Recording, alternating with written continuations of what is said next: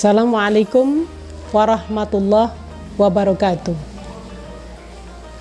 Bulan pertama kalender Hijriah Muharram memiliki banyak keutamaan dan banyak peristiwa bersejarah yang terjadi pada bulan ini, sehingga membuat Muharram termasuk salah satu bulan yang istimewa. Tanggal 10 Muharram juga disebut Hari Asyura karena diambil dari kata al-ashir yang artinya ke-10. Tahun baru Hijriah tepat pada 1 Muharram dalam sejarahnya dikaitkan dengan peristiwa hijrahnya Nabi Muhammad SAW dari Mekah ke Madinah.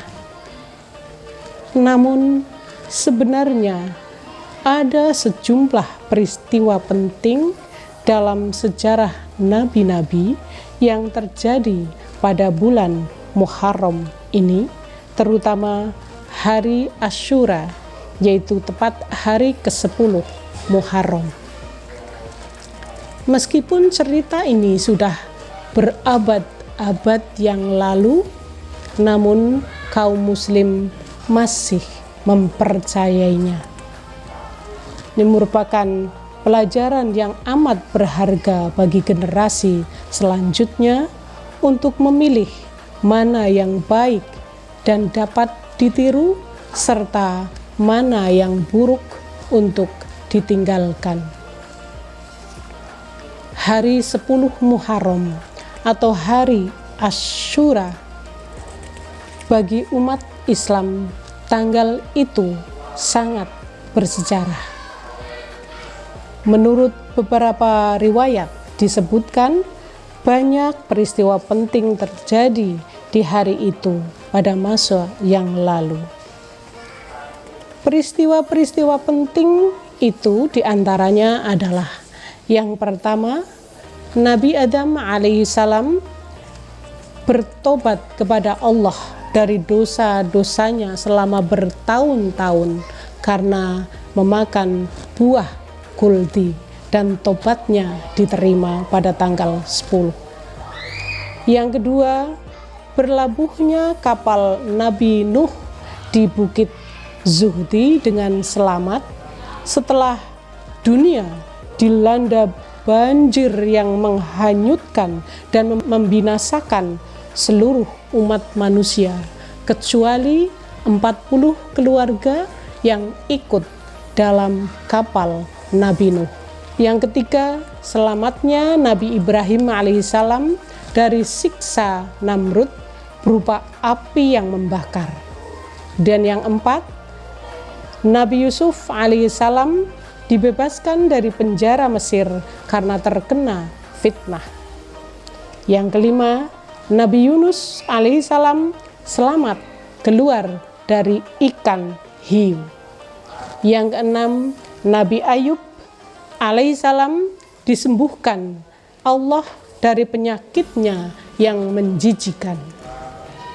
Yang ketujuh, Nabi Musa alaihissalam dan umatnya, yaitu kaum Bani Israel, selamat dari pengejaran Fir'aun di Laut Merah.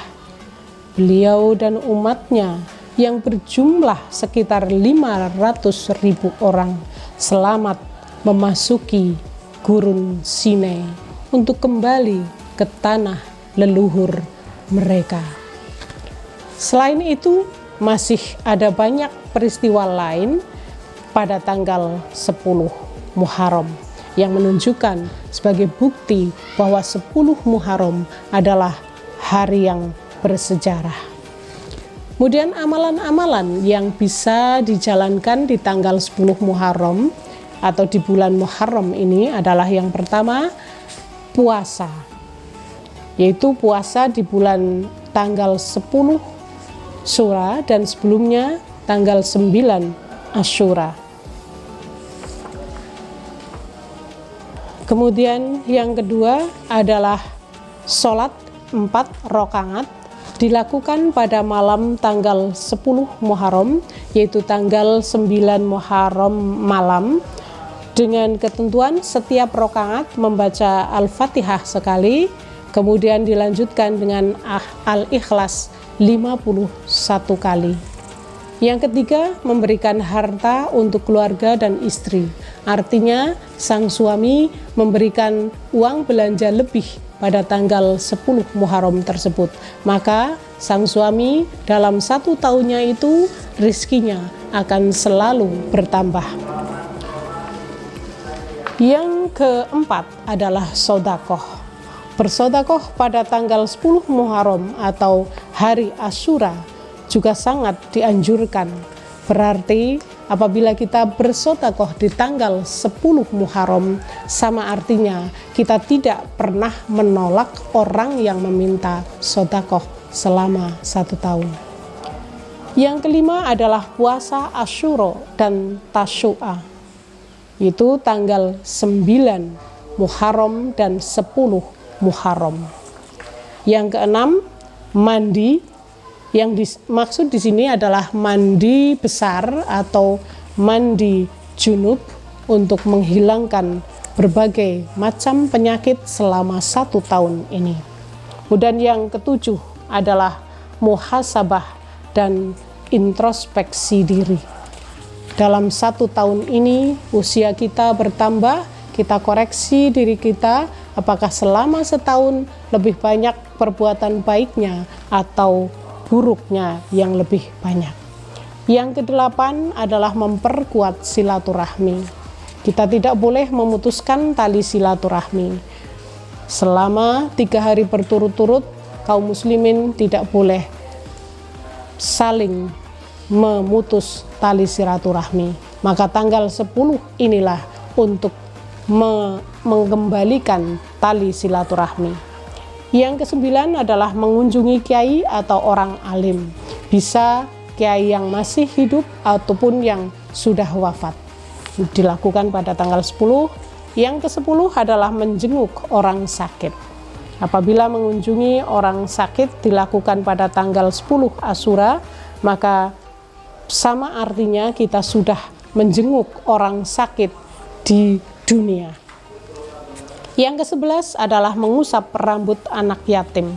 Bukan berarti hanya mengusap saja, tetapi sambil memberikan sedekah. Yang ke-12 adalah membaca surat Al-Ikhlas sebanyak 1000 kali. Yang berikutnya membaca Hasbunallah sebanyak 70 kali. Kemudian yang berikutnya memuliakan fakir miskin. Kita saat tanggal 10 ini kita memberi banyak sedekah, banyak makan kepada fakir miskin. Yang ke-14 adalah menahan marah. Jangan sampai tanggal 10 kita marah. Kemudian yang ke-16 adalah memelihara kehormatan diri. Yang terakhir adalah memakai celak di mata kita. Itu beberapa amalan yang bisa kita lakukan di tanggal 10 Muharram. Mudah-mudahan ada manfaatnya. Mohon maaf. Assalamualaikum warahmatullahi wabarakatuh.